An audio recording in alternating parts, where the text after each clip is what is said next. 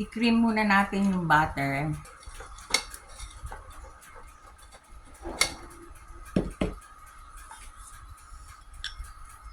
Tsaka asukal.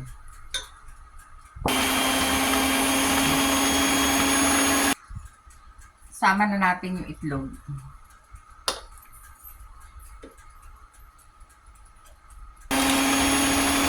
Sama na rin natin yung mash na saging. Sama na natin yung harina. Konti-konti muna kasi titilansik. Sama uli natin. Sama na rin natin yung baking soda, cinnamon, at saka salt.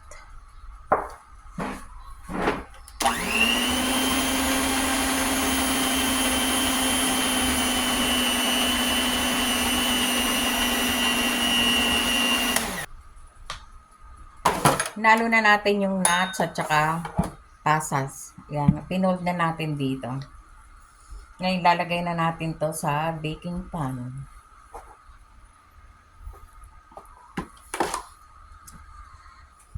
Nailagay na natin sa baking pan. Lagyan natin sa ibabaw ng mga nuts. Tsaka pasas.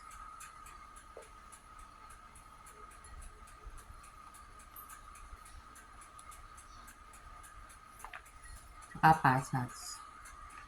Ayan. Lagyan natin para special naman. Ito, i-bake na natin. Yan na. Ito, luto na yung banana bread.